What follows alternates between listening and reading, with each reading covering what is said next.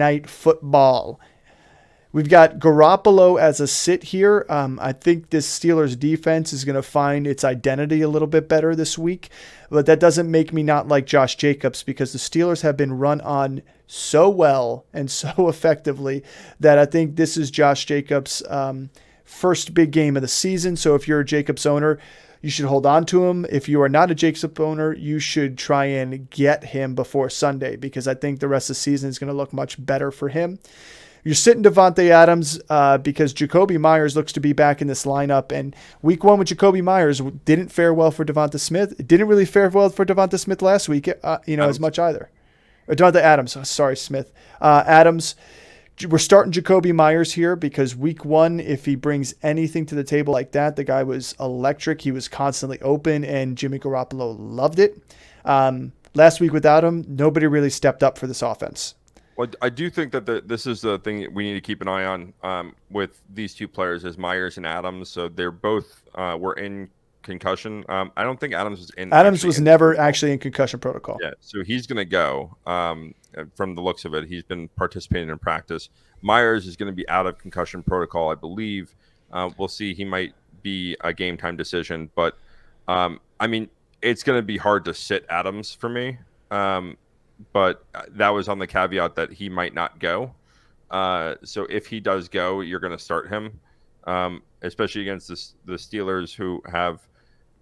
Here's the thing against anyone against the Steelers. It's like the Steelers' offense has been bad, and you're going to get a lot of opportunities because of that. And if you're going to get a lot of opportunities, and you have elite players like Devontae Adams and Jacoby Myers on the outside, they're going to get their opportunities. And if it's a good matchup for them, even though like the individual matchup against them going against the corners is not that good, but they're going to have so many more opportunities in the game because Kenny Pickett turns the ball over or goes 3 and out almost every single drive. Or they can't run the ball. Or they can't run the ball. So their time of possession is really low. Jacoby Myers, by the way, is without injury designation, has cleared concussion protocol, it looks like. So he's going to be good to go. I'm firing him up. He's a good wide receiver too, because he is the prototypical Jimmy Garoppolo target, in my opinion.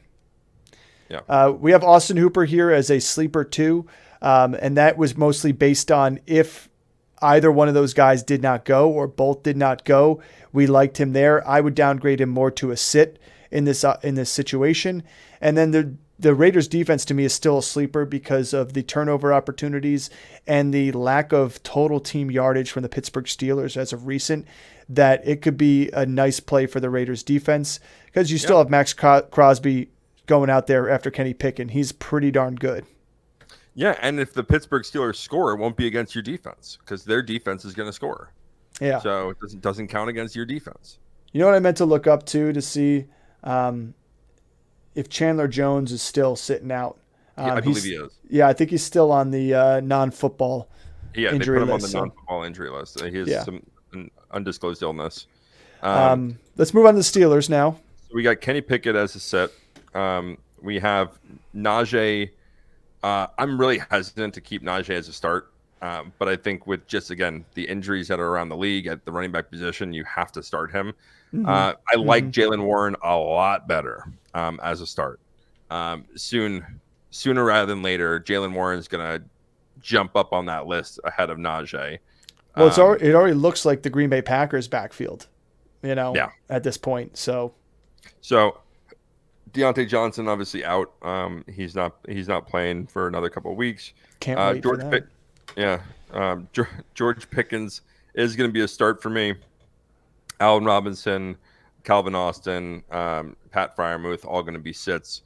And this defense is going to be a start because they get after it. Jimmy G, again, he throws interceptions. This defense is the best part of the Steelers team. Yeah, it could be a messy game for both offenses too, but I do think that the Raiders could edge them out. The Raiders. Well, let's move on to our first of the double header Monday night slate again this week. Double header. We've got Buccaneers versus the Eagles. Here, you should only feel confident, and I say confident. I have confidence in saying confident. Starting Baker Mayfield as a streaming option at quarterback. God, are we And really saying that? Are we really saying that?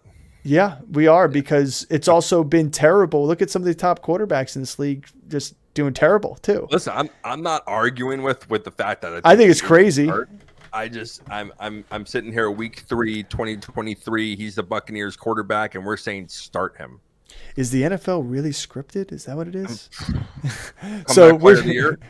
we're starting Chris Godwin. We're starting Mike Evans. The two have looked pretty good. Mike Evans obviously making the most of his receptions. I think Godwin will start to see a little bit more. They're going to have to pass the ball a lot more this game than they have in the past couple, because the Eagles' run defense is pretty darn good.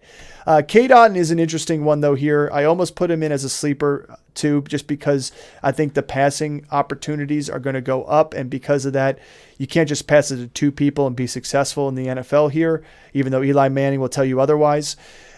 I think K. Dotton is going to get some opportunities. I don't like him enough, though, to be a streamer option this week.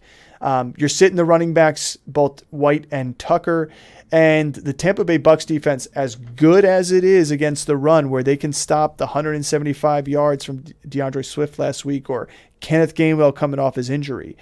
I still think that they're going to get beat big time in the passing game, having two dominant wide receivers, a dominant tight end, and I think you're going to see a bounce back to Jalen Hurts in the passing game this week.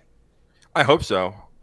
So moving on to the Philadelphia Eagles, obviously we're starting Jalen Hurts after the big week. Oh yeah, From DeAndre Swift. We're going to start him too. Again, this offense or the defense from the Tampa Bay Buccaneers have been good, but I just think that the Eagles are just they're gonna come out and crush. Like, they're 2-0 and have had played 2 sloppy games, and they're not even running on full cylinders. So at some point they're gonna get clicking, and this is gonna be a scary team to watch. Penny, go ahead and drop him in most of your leagues, and then Gainwell coming off the injury. We'll see now that if he comes back and he's healthy. Who Sirianni really wants in that backfield? Right. So this is going to be a true test of, like, what is this backfield going to look like? Did DeAndre Swift do enough last week to really earn more carries? But we thought that coming into the season, and Gainwell out-touched him 14-1. Yeah. So A.J. Brown, go ahead and start. Devonta Smith, he had an injury designation. He's been limited the last 2 days in practice, but he has been participating. I think he's going to end up going. It was a hamstring issue that he was dealing with, but again, I think he's going to end up as a go. If he doesn't go, Quez Watkins could be a nice flex play. Right. I'm just about to say that. And then Dallas Goedert, I think, is going to be a start as well. Especially if Devonta Smith doesn't go, then Goddard is a must play. Yeah. And then start the Eagles defense. Yeah. Enough said about that. They're going to get after Baker. Let's go to the last game for this week, for week 3, and that's Bengals Rams. This is going to be the most interesting one. I bet a lot of people have pieces in this matchup, especially because there's plenty of players are Bengals owners. If Joe Burrow does go, which he was out there passing at the start of practice this morning, he is a go. They did sign 2 quarterbacks to practice squad to upgrade just in case. So they are hinging the bets if he isn't game time decision go. So if you have Joe Burrow in your lineups, I'd feel more comfortable if you had a backup quarterback starting that person this week, unless they have a terrible, terrible matchup, or if you want to go grab a streamer like Baker Mayfield. But like, to me, I don't want to put all my chips into the last game of the slate and then he doesn't go and you got to play his backup. You got Mixon as a start because I think they're going to lean on the run game here a little bit. As well as Jamar Chase and Higgins are starts because you got to start your studs. And to me, Chase, he's not playing like a wide receiver 1 right now, but he's got the talent to do so. And T. Higgins played like a wide receiver 1 last week. Now, if Burrow doesn't play, I think both guys can still see opportunities, especially in the red zone on some deep plays, and they could throw it up because it really doesn't matter for a backup quarterback to throw the ball up to take chances like that. But it definitely makes me not want to play Tyler Boyd or Irv Smith. And this Bengals defense, I think the Rams offense has enough firepower to make them look a little bit silly and not worthy of a start, in my opinion, even though they are a decent defense. Yeah. And then for the Rams, Stafford's going to be a start. The Kyron Williams is going to be a start. Tutu and Puka are both going to be starts. Van Jefferson we're going to sit, and Higbee we are going to sit. I would start this defense. Again, if we have Burrow that doesn't go in this game, this is even if Burrow does go in this game, this offense has looked bad. He's also going to be limited in his ability to scramble, and he's thrown picks even when he's in there. Yeah, I mean they don't look good. And this is the entire. I did a short earlier this week. Is like I'm panicking on this entire team right now, other than T Higgins.